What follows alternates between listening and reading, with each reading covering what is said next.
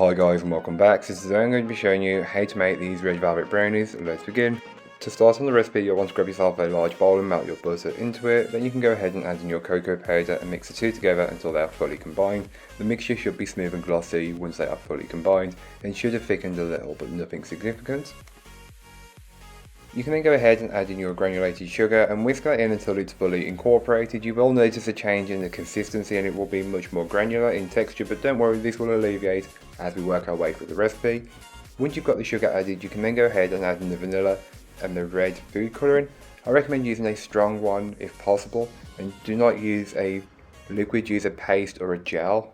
That's what I would recommend, and just whisk that in until it's fully incorporated. You won't really be able to see that it's very red at the moment, but don't worry, it will show. You can then go ahead and add in your eggs and just whisk them in until it's fully incorporated, and at this stage you will be able to notice that the mixture is a lot more red. That's what you're looking for. You can then go ahead and give the bowl a good scraping down. This is just to incorporate any bits that may not have been fully worked in from earlier on. Then you can go ahead and add in the dry ingredients along with the chocolate chips and just fold them in until they are fully incorporated, being careful not to over mix the mixture. Once the dry ingredients have been incorporated, you can then go ahead and set this aside just until it's needed later on. So for the cheesecake part of the recipe, you'll want to grab yourself a medium-sized bowl and into that place your room temperature soft cheese, followed by sour cream. Then you'll want to add in the sugar and flour, followed by the eggs, and just whisk everything together until it's fully combined. You'll want to mix until it's completely smooth.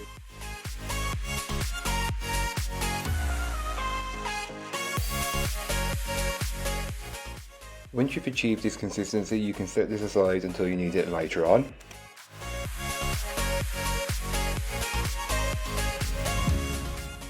So to start the assembly of the brownie, you can go ahead and grab yourself an 8-inch cake tin, which has been lined with parchment paper, and pour in your brownie batter, getting as much of it from the bowl as possible. That's why I find using a silicone spatula the best thing to use for this, but feel free to use whatever you have. Smooth and level it out as best as you possibly can. This will just help with a consistent bake, as you don't want parts that are more baked and then other bits that are just like eating a mouthful of raw batter. That's just disgusting. You can then go ahead and take dollops of your cheesecake mixture and place it on top. You can put it in any pattern or formation you like. I just went with 9 blobs and then just rolled it around the tin with a butter knife. Again, you don't have to use a butter knife. You can add more or less of the cheesecake mixture. I would definitely recommend adding more. You get enough in there, but if you like cheesecake, it'll really work with it.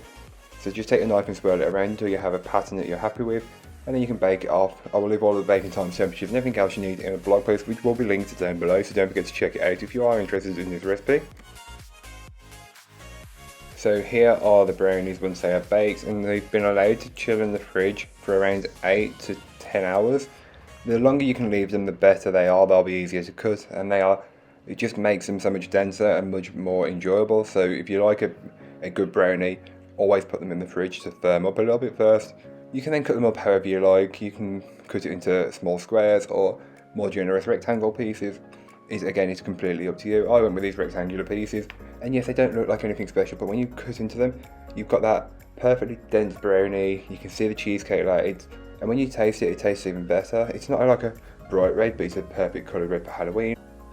So thank you so much for watching. I hope you enjoyed. If you did, don't forget to like, comment and subscribe for more from me, and I'll be back again very soon with another recipe, so join me then. In the meanwhile, don't forget to check out the description. I'll be a link to this recipe, a link to my blog, and links to all my social media, so don't forget to go and follow me over on there, as I am trying to be a bit more active. But that's all for today. I hope you enjoyed. Bye guys.